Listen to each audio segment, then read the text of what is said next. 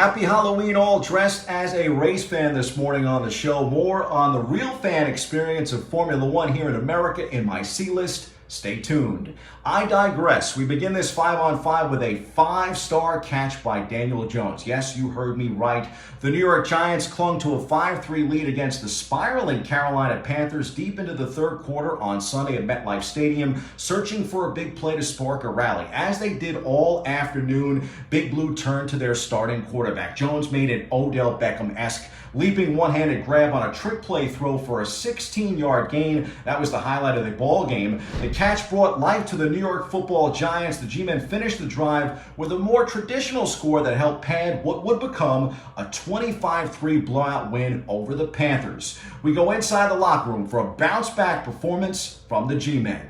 Well, I think it was a good throw. I don't think the route was very good, and I don't think I was moving very fast. I've been on the other end of that, so I get mad at guys. I did the same thing there. So, but I think it was a good throw, and Dante's thrown it well all week. He's done a good job with it, and just tried to execute it. Bounce back for the Giants. Breakthrough performance for Jones. He was QB1, RB1, and wide receiver 1 on Sunday. What a game. We'll continue our trend of sparkling performances by a signal caller and turn our attention to the Bronx and Fordham quarterback Tim Demorat. The senior QB also did it all last weekend. He led the Rams to their 5th straight win, tossing 3 scores and rushing for 2 more, including the game winner. Rams edged lowly Lehigh in a trap game, 35-28 at Rose Hill last Saturday. Rams are now 3-0 in the Patriot League and have the bye week this weekend. They've certainly earned it.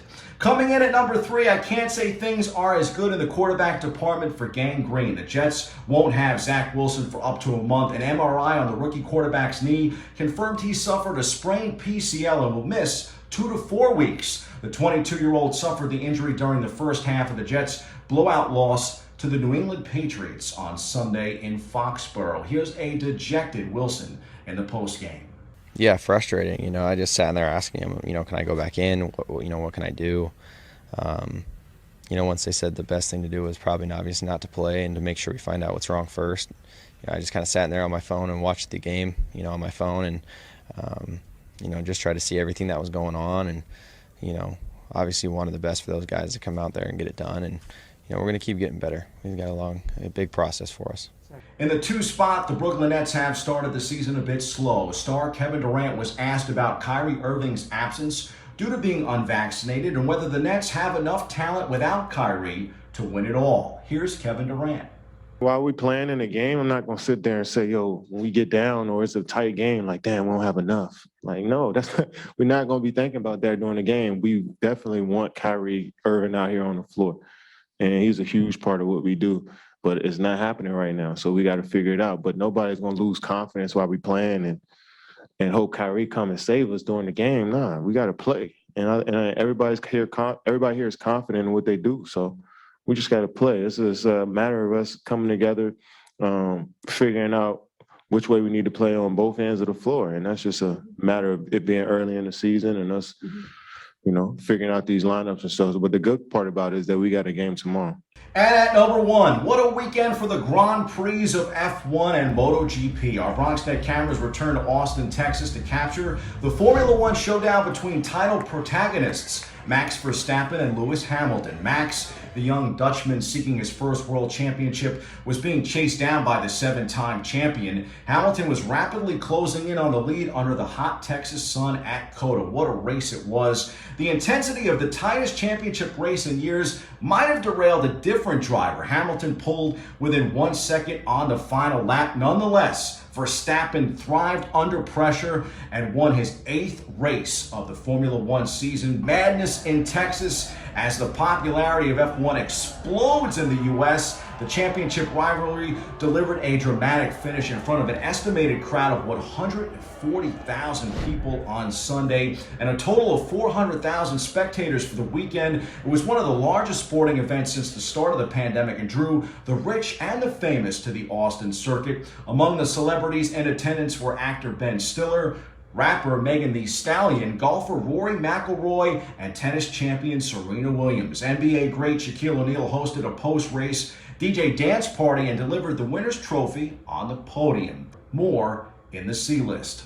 Sharing number one here on their front end of 5 on 5 is the MotoGP race at Misano. Fabio Quartararo becomes the 2021 MotoGP World Champion, finishing 5th to clinch the title on Sunday. Here's a cool pic that I took of him earlier in the month at Coda, where he finished 2nd to the man that won on Sunday in Italy, and that's Marc Marquez. Kudos to him for winning back-to-back motorcycle races. In addition to Marquez and Quartararo headlining, Sunday was also the final home race for the legendary Valentino Rossi. I paid tribute to him in a recent C-list. Here's a cool video shot I took of Rossi doing a wheelie in his final American appearance at Coda.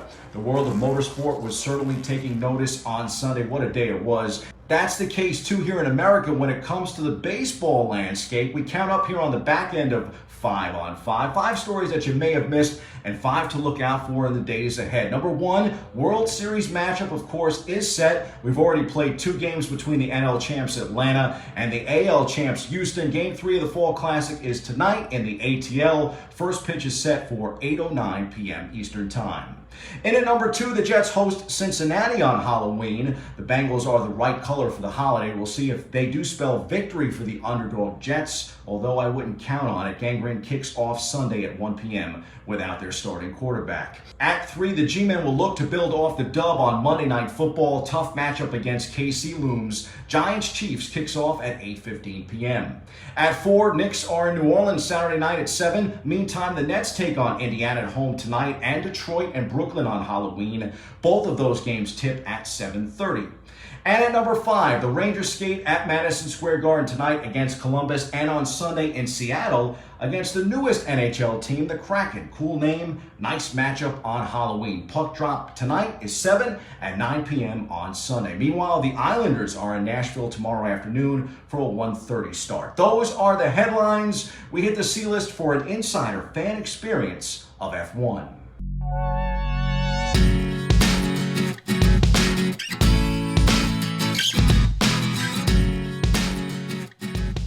It's official, Formula One has cracked America. The U.S. Grand Prix was special. Sunday's race was proof that Formula One has finally arrived here in the States. A record crowd and a carnival-like atmosphere saw the Circuit of the Americas race return in style. It was epic. It was unbelievable, honestly, boosted by one of the sport's all-time great championship battles and riding the wave of popularity created by 3 seasons of Netflix's Drive to Survive. F1 has made exponential strides since the last GP in Texas in 2019. Prior to this weekend, the sport has spent decades trying and failing to crack that American market. That's just not the case anymore. Thanks, Netflix. The U.S. Grand Prix felt different. It felt more different than anyone that has come before it. Honestly, it felt like an Indianapolis 500, a record crowd. The return to Coda after the pandemic forced the cancellation of last year's edition felt different. It felt so much bigger, honestly. F1 will make 2 stops in the U.S. next go around. The Miami Grand Prix will make its debut in May 2022 at an event outside the Hard Rock Stadium. That means next season will be the first to feature two U.S. races in the same calendar since 1984. There's also rumors of a 3rd American Grand Prix landing in Las Vegas. Discussions have also been had about a return to Watkins Glen in upstate New York, although they're just rumors. Who knows? Maybe even Indy could return to the calendar at some point. I could certainly see 25 F1 races in the future, with 3, 4, or even 5 of those coming stateside. Hell of a time to be an F1 fan. Last weekend at Coda was a turning point for Formula One. That's your sports. I'm Bobby C. Tune in Monday as we sit down with the author of one of the greatest Formula One books of all time. We'll chat with Robert Daly about the cruel sport. In the meantime, I'm heading racing, folks. I'm feeling like going karting. I've been inspired by F1. Happy Halloween.